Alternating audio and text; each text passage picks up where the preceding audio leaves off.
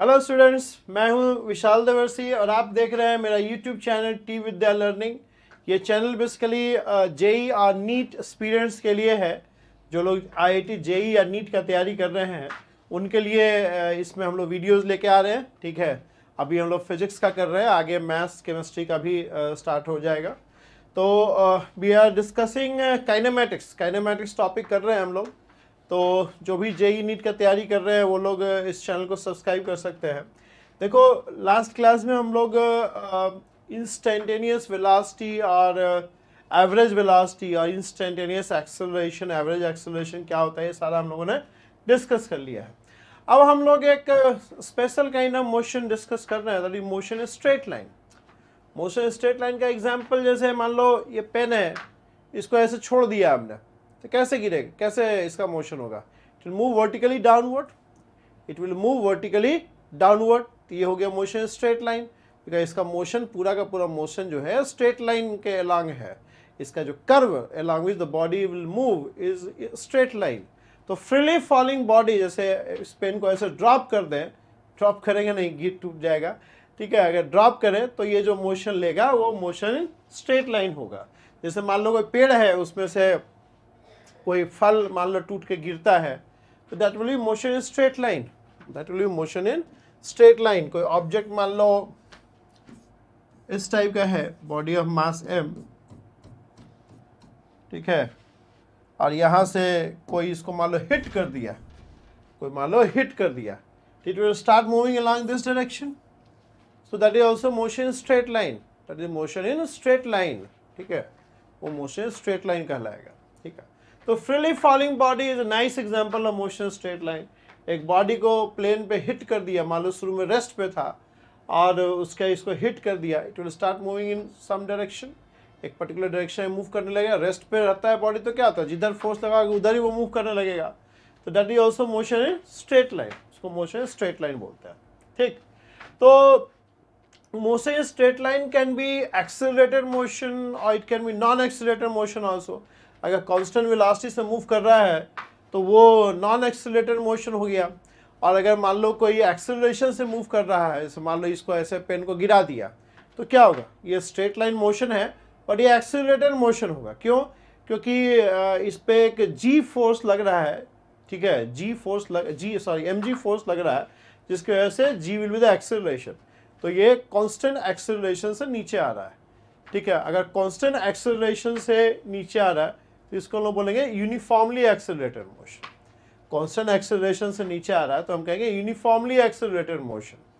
समझ रहे आप? अगर कोई एक्सेलरेशन नहीं है तो हम कहेंगे the body move with uniform velocity. अगर कोई एक्सेलरेशन नहीं है तो हम कहेंगे body move with uniform velocity. अगर एक्सेलरेशन है और एक्सेलरेशन कांस्टेंट है तो हम कहेंगे यूनिफॉर्मली एक्सेलरेटेड मोशन है। मतलब एक्सेलरेशन है बट वो एक्सेलरेशन कांस्टेंट है, एक्सेलरेशन कांस्टेंट है। एक्सेलरेशन अगर हो रहा है और एक्सेलरेशन वेरी कर रहा है विथ रिस्पेक्ट टू टाइम तो उसको लेंगे non uniformly accelerated motion. Non uniformly accelerated, सारा वर्ड का मीनिंग जरा समझो यार। एक होता है यूनिफॉर्म मोशन, एक हो गया नॉन यूनिफॉर्म मोशन, और एक बोल रहे हैं हम यूनिफॉर्मली एक्सेलरेटेड मोशन।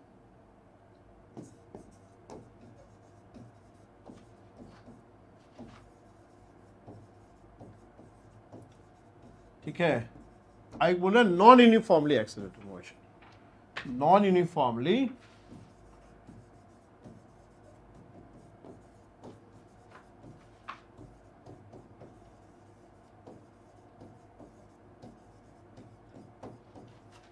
यहां क्या है, यहां पे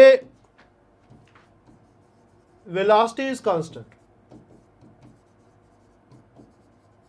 जैसे मान लो ये हिट करने के बाद इसको 2 मीटर पर सेकेंड वेलोसिटी मिल गया और ये वेलोसिटी कांस्टेंट है, मतलब ये लगातार 2 मीटर पर सेकेंड से ही मूव कर रहा है, लगातार 2 मीटर पर सेकेंड से ही मूव कर रहा है, तो इसको बोलेंगे हम लोग यूनिफॉर्म मोशन।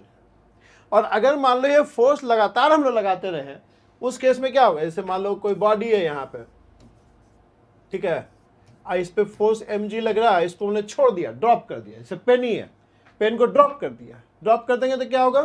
इसका वेलोसिटी चेंज करता रहेगा, ये एक्सीलरेटेड मोशन है, इसको बोलेंगे non uniform motion. Velocity keeps changing, ठीक है, या इसको नॉन यूनिफॉर्म मोशन का एक्सीलरेटेड मोशन भी बोल सकते हैं।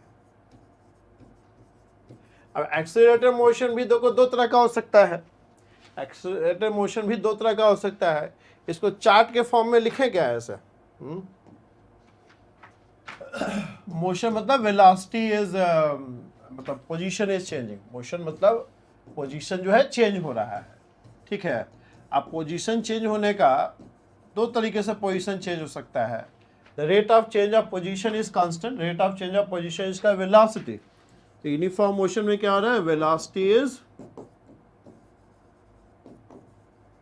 कांस्टेंट। और नॉन यूनिफॉर्म मोशन में क्या है,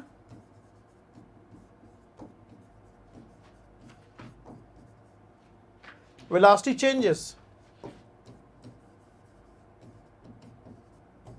विद टाइम। अब वेलोसिटी चेंज जो हो रहा है मतलब एक्सीलरेटेड मोशन है, वेलोसिटी चेंजिंग मतलब एक्सीलरेटेड मोशन है।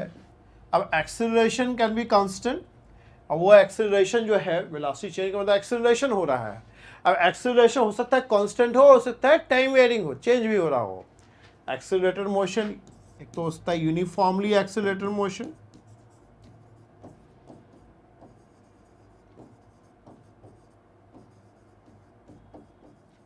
for example motion of body under gravity, motion of body under gravity vertical, और एक होता है नॉन यूनिफॉर्मली एक्सीलरेटेड मोशन।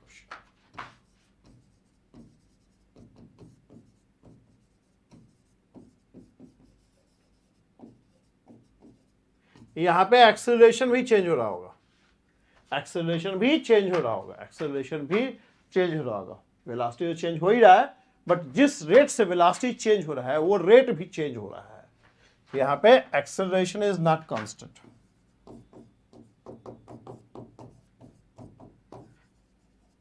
यहां पे क्या है, acceleration is constant,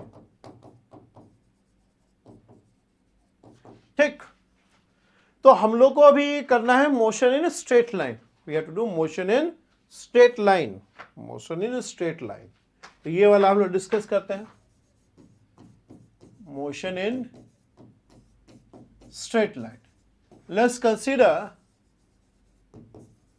A particle moving with acceleration a in a straight line. Suppose that a straight line is, उस straight line के along, उस straight line के along ही मान लो x axis ले लेते हैं।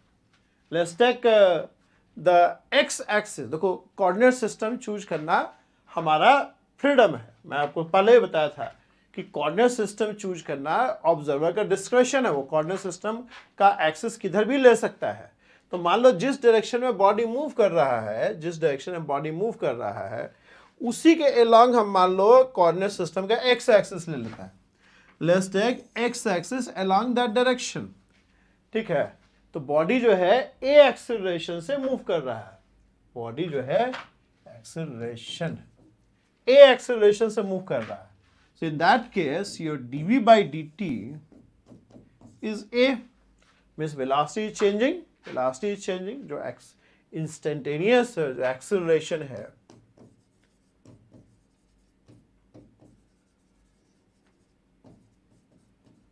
a। अब यहाँ पे a can be time varying also, a can be constant also, but अभी आपको इस चैप्टर में जो है कांस्टेंट एक्सेलरेशन वाला इक्वेशन निकालना है हम लोग को। सपोज ए इज कांस्टेंट, और हम कर सकते हैं suppose it is uniformly accelerated motion, suppose it is uniformly accelerated motion. अगर यूनिफॉर्मली एक्सेलरेटेड मोशन होगा उस केस में ए आपका कांस्टेंट हो जाएगा। So DV by D T is A, और इसको हम लिख सकते हैं डी टी को अगर उधर लेके जाओगे तो ये लिखा जाएगा dv equals to a d T,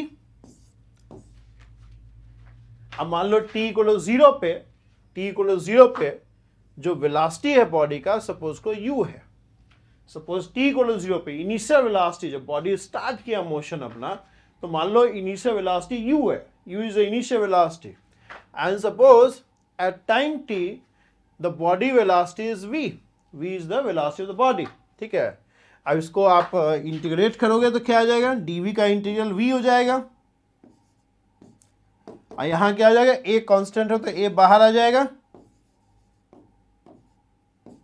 और ये हो जाएगा dt का इंटीग्रल t हो जाएगा 0 to t।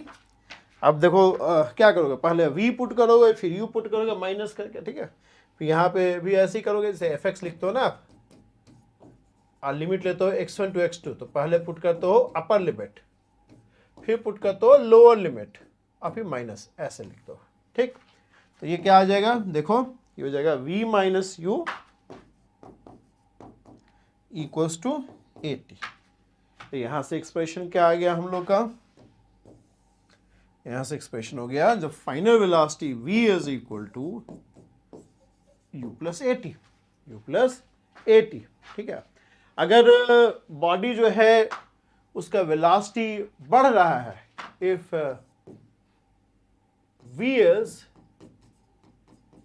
increasing with time, so in that case your dv by dt would be positive. अगर v टाइम के साथ बढ़ रहा है तो रेट ऑफ चेंज ऑफ ये dv by dt क्या है, the rate at which v changes with time, तो dv by dt पॉजिटिव लेंगे। अगर वेलोसिटी बढ़ रहा है, dt तो देखो हमेशा ही पॉजिटिव होता है, टाइम तो हमेशा ही इंक्रीज करता है, जब वेलोसिटी बढ़ रहा है तो dv by dt is positive. dv by dt क्या होता है, dv by dt is basically limit delta t tends to 0। तो फिजिक्स में मतलब जिस लेवल पे आप हैं हमें, तो हमेशा ही टाइम इंक्रीज करता है, तो अगर वेलोसिटी बढ़ रहा है then this will be positive and hence dv by dt is positive. तो अगर वेलोसिटी बढ़ रहा है then that means a is positive, and if v decreases with time that means a is negative। ये convention याद रखना, अगर velocity बढ़ रहा है तो a को पॉजिटिव लेना है, और वेलोसिटी घट रहा है तो a को नेगेटिव लेना है, ठीक, a को नेगेटिव लेना है। ये आ गया वेलोसिटी का एक्सप्रेशन। किस केस में, when motion is uniformly accelerated, when motion is uniformly accelerated then final velocity becomes equal to u plus at, where a is positive if v increases with time and a is negative if v decreases with time। अगर a positive है तो उसको कहेंगे acceleration, और a negative है तो उसको कई बार लोग बोलते हैं डी एक्सेलरेशन या नेगेटिव एक्सेलरेशन या retardation. If a is negative उस केस में या तो लोग इसको ऐसे भी बोलते हैं नेगेटिव एक्सेलरेशन और डी एक्सेलरेशन, या इसको लोग रिटार्डेशन बोलते हैं, ऐसा लोगों को कहते हैं लोग इसको ऐसे, ठीक है, ओके। अच्छा, अब पोजीशन किस तरह से वेरी कर रहा है वो वेलोसिटी से मिल जाएगा। v क्या है, v is basically dx by dt, मान लो x एक्सिस के लॉन्ग है तो v क्या है dx by dt, and dx by dt is u plus at, ठीक है। v is basically dx by dt, or you can say dx by dt is u plus at, u plus at, ठीक। तो t को उधर लेके जाओगे तो क्या आ जाएगा, u plus at dt, दो तरफ इंटीग्रेट कर दो। At t equal 0, suppose x is 0, suppose को t इक्वल 0 पे जो बॉडी है मान लो ऑरिजिन पे है, and at time t suppose body is at a distance of x। अब इसको इंटीग्रेट करो दोनों तरफ, ये इंटीग्रेट हो जाएगा 0x, ये इंटीग्रेशन क्या आ जाएगा ut प्लस, समझ लो कैसे आ रहा है, ये हो जाएगा आपका udt प्लस atdt, ठीक है। अब u कांस्टेंट है तो बाहर आ जाएगा, और a कांस्टेंट है तो वो बाहर आ जाएगा। ठीक है, आपको हमने बताया था जब इंटीग्रेशन पढ़ रहे थे कि if you have two function then this becomes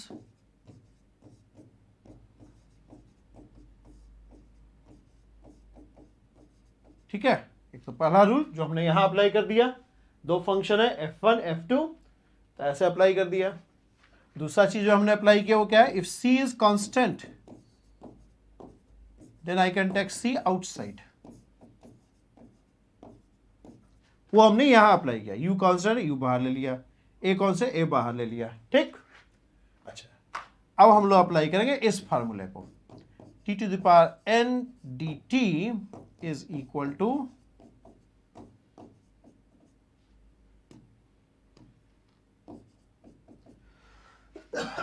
तो यहां पे क्या है, यहां पे आपका t पे पावर 0 है और यहां पे क्या है, t पे पावर 1 है। तो ये क्या हो जाएगा, t 0+1 अपॉन 0+1, ये क्या हो जाएगा t²/2, सॉरी जल्दबाजी नहीं है, ये क्या आ जाएगा ut प्लस हाफ at², ऐसे लिखा जाएगा। और t का लिमिट पुट कर दोगे 0 से t, ये क्या आ जाएगा, ये आ जाएगा x - 0 equals to ut plus half at²। 0 put कर तो सब 0 ही हो जाएगा। ठीक है, so we get this, if the body is moving along x-axis with uniform acceleration a, then the final velocity is given by this, where u is the initial velocity, u is the velocity at time t, and the position of body is given by, अच्छा ध्यान दीजिए ये formula सिर्फ और सिर्फ uniformly accelerator motion के लिए है। बहुत बार लोग ना कहीं भी इसको अप्लाई करने लग जाता है, जहां पे एक्सेलरेशन कांस्टेंट है वहीं पे ये अप्लाई होगा, बाकी और जगह नहीं अप्लाई होगा। ये ध्यान रखिए आप, ये ध्यान रखिए, बाकी जगह अप्लाई नहीं होगा। ठीक है, अब यहां देखिए v और x को हमने t के टर्म से निकाल लिया। हम लोग चाहें तो v और u और x को भी कोरिलेट कर सकते हैं। देखो यहां से क्या आ रहा है, यहां से आ रहा है t इक्वल्स टू दिस, जिसको हम लोग लिख सकते हैं ऐसे, u प्लस होल स्क्वायर। अब इसको क्या लिखोगे,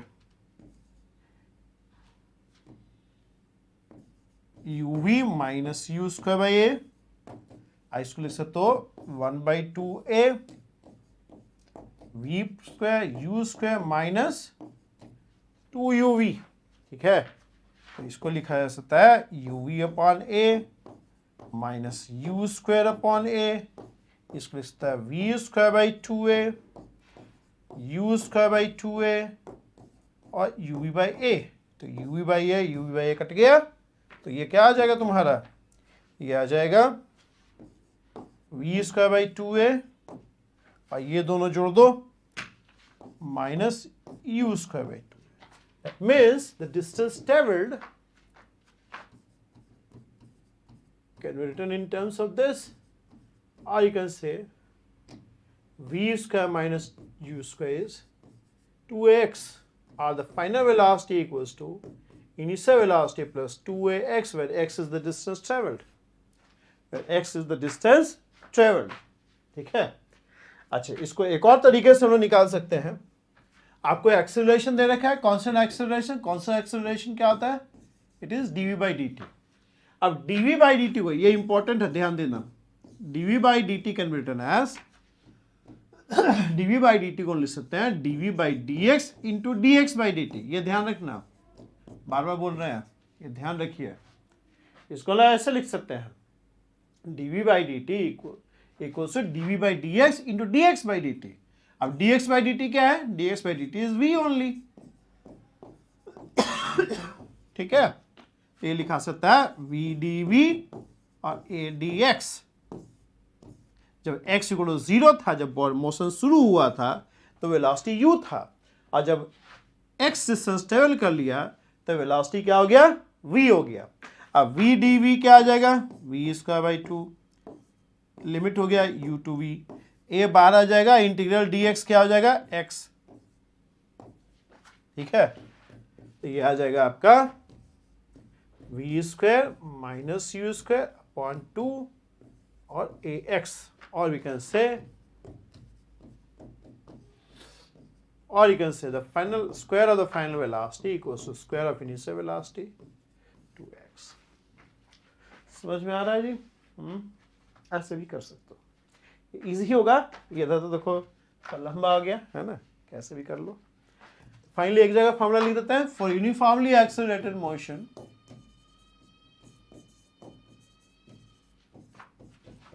for uniformly accelerated motion, the final velocity equals to initial velocity plus at, where a is positive, v is increasing, a is negative, a v is falling. इसको लिख सकते हैं हम लोग ut plus half a t square. इसी को मिला के हम लोग ऐसे लिख सकते हैं. ठीक, अब इसी फार्मूला को हम लोग फ्री फॉल, जो मोशन अंडर ग्रेविटी है, for body, for a particle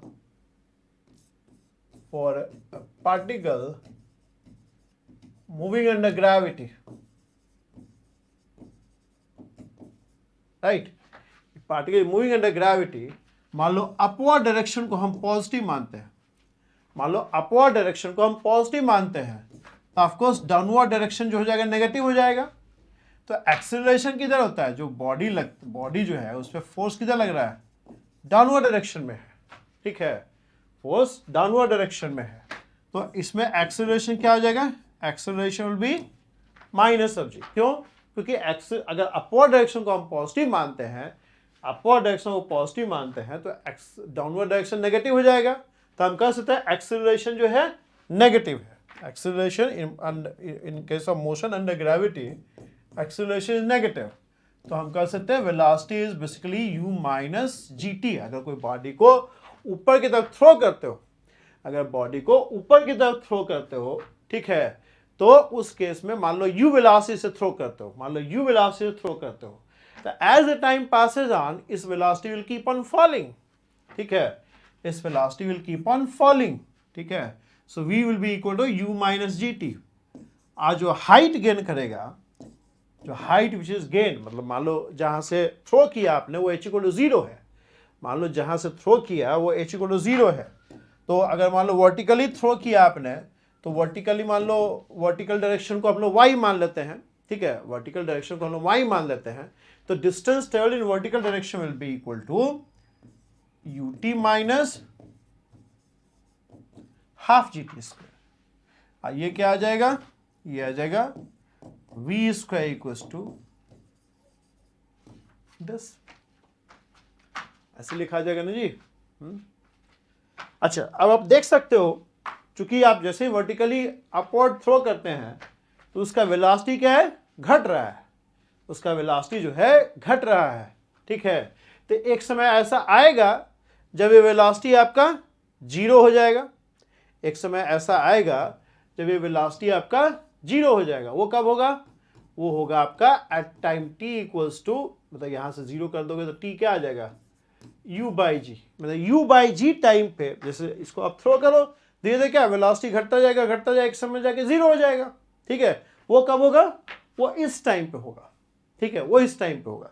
और उसके बाद क्या होगा? उसके बाद बॉडी ऊपर नहीं जाएगा, उसके बाद बॉडी बल्कि नीचे आएगा.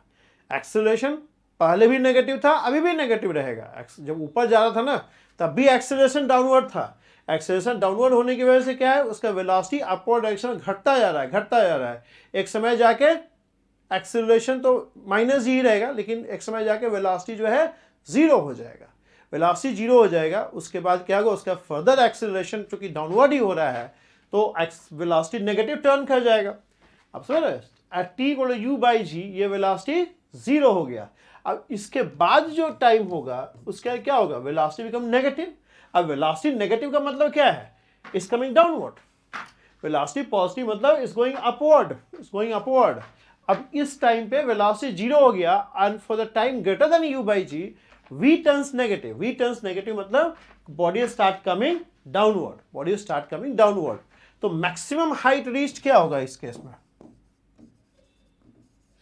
मैक्सिमम हाइट रीच जो y max हो जाएगा, that will be the value of y at this time. इसी टाइम पे मैक्सिमम हाइट रीच करेगा। इसको यहां पुट कर दो, u into u by g 1/2 into g, तो क्या आ जाएगा u square by g and u square by 2g, so it is u square by 2g. So maximum height reach h max is u square by 2g, u square by 2g. ठीक, so if you throw the body in upward direction with velocity u, the maximum height reached will be u square by 2g. u square 2g जो है वो maximum height reached हो जाएगा। और जितना time उसको maximum height तक जाने में लगेगा उतना ही टाइम उसको मैक्सिमम हाइट से नीचे तक आने में लगेगा। तो टाइम ऑफ असेंट जो होगा वो हमेशा ही टाइम ऑफ डिसेंट के बराबर होगा। जितना टाइम उसको लगा ऊपर जाने में, ठीक है, इतना टाइम ऊपर जाने में लगेगा तो इतना ही टाइम में वो नीचे भी आएगा, इतना ही टाइम बाद आपके पास आ जाएगा। मतलब जितना टाइम राइज करने में लगा मैक्सिमम हाइट तक पहुंचने में, मैक्सिमम हाइट तक पहुंचने जितना टाइम लगा उतना ही टाइम मैक्सिमम हाइट से इनिशियल पोजीशन तक आने में लग जाएगा। So you always remember time of ascent. इसका कैसे प्रूफ होगा आप पे छोड़ देते हैं, आप निकालना, कोई दिक्कत हो तो बताना मुझे।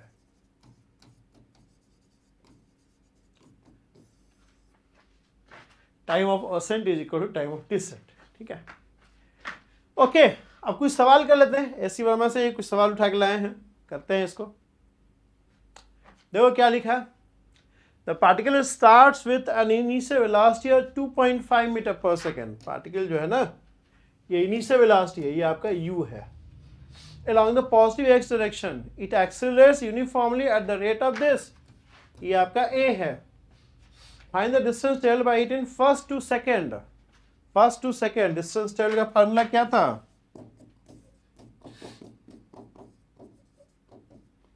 फर्स्ट 2 सेकेंड में बोला है u आपका क्या है 2.5, और फर्स्ट 2 सेकेंड में बोला t को 2 पुट कर देंगे, यहाँ क्या आ जाएगा a हो जाएगा आपका, a दिया हुआ है 0.5 और टाइम बोला है 2 सेकेंड में, 2 स्क्वायर यहाँ आ जाएगा। समझ लो ना, आप इस फार्मूले में सारा वैल्यू पुट कर लो, इनिशियल वेलोसिटी दे ही रखा है आपको, अब फर्स्ट 2 सेकेंड में बोल रहा है, मतलब t को 2 सेकेंड में कितना डिस्टेंस ट्रेवल किया वो पूछ रहा है आपसे, एक्सेलरेशन दे रखा है, यूनिफॉर्म एक्सेलरेशन। तो कितना हो जाएगा बताओ, 2.5 इंटू 2 5 हो गया, और ये 2 कट जाएगा, एक ये 1 हो जाएगा, 0.5 इंटू 2 1 6 मीटर ट्रेवल कर जाएगा। ठीक है, distance travel in first 2 second is 6 metre.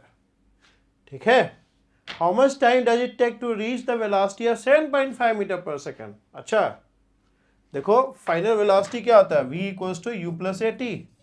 अब बोल रहा है 7.5 मीटर फाइनल वेलोसिटी रीच करने में कितना टाइम लगेगा, 7.5 मान लो फाइनल वेलोसिटी हो गया, और u हमारे इनिशियल वेलोसिटी है 2.5, एक्सेलरेशन हमारा कितना हो गया 0.5।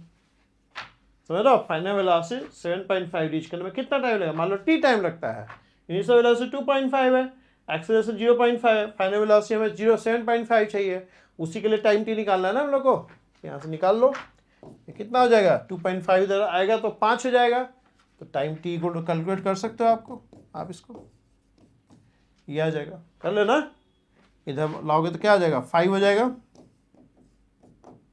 और 0.5 को नीचे लाओगे तो गुने 2 हो जाएगा। ठीक है, तो 10 सेकेंड में ये जो है 7.5 मीटर पर सेकेंड रीच कर जाएगा।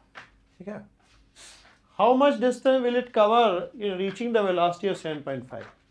निकाल लो यार, इसमें क्या है, फार्मूला आपको पता है,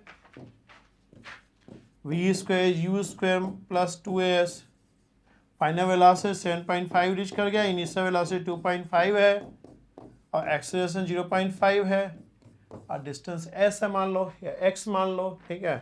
तो s निकल जाएगा तुम्हारा, निकल जाएगा ना जी। 7.5 कितना है, 25 और 7 56, 56.25, 6.25 हो गया ये है और 2 गुने 1 0.5 तो 1 ही हो गया एक तरह से ये s 50 आ रहा, s इज 50 मीटर ट्रेवल करेगा, 50 मीटर ट्रेवल करेगा आपका, ठीक है। ऐसे यहाँ क्वेश्चन था, सिंपलेस्ट क्वेश्चन है ना। और अभी जो घुसे हैं 11 क्लास में वो लोग थोड़ा सा उनके लिए इम्पोर्टेंट है, ठीक है। आगे चले, देखिए ये दूसरा क्वेश्चन है, क्या बोल रहा है, the particle having initial velocity u moves with constant acceleration a for the time t. Find the displacement of the particle in last 1 second. अच्छा, distance at the end of time t क्या है तुम्हारा, ये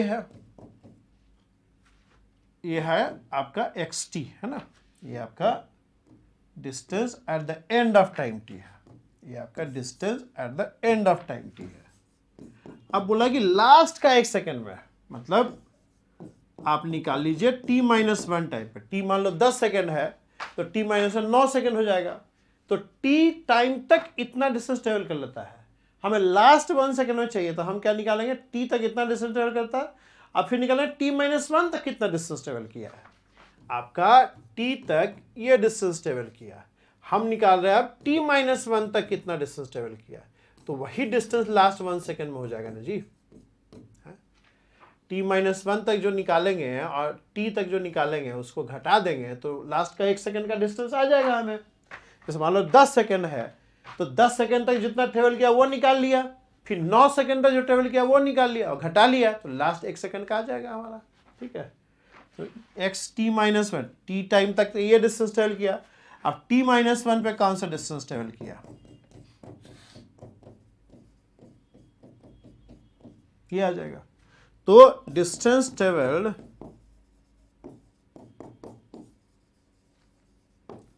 इन last 1 second क्या हो जाएगा,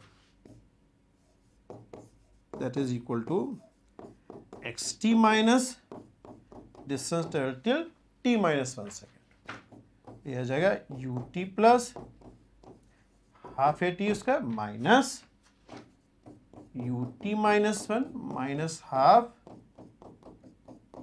ये आ जाएगा, ये निकाल लो सिंपल, ये हो जाएगा, ये घटाओ, इसको घटाओ तो क्या होगा, ut कट जाएगा, u बच जाएगा plus half a t square s. अब एक चीज समझो, a square minus b square is a plus b a minus b, तो मान लो t square minus t-1 square, तो ए प्लस बी, तो t प्लस t-1 और t-1, ये आपका 1 हो जाएगा और ये कितना हो जाएगा, u प्लस हाफ ए 2t-1, ये आ जाएगा u plus half a into 2t-1,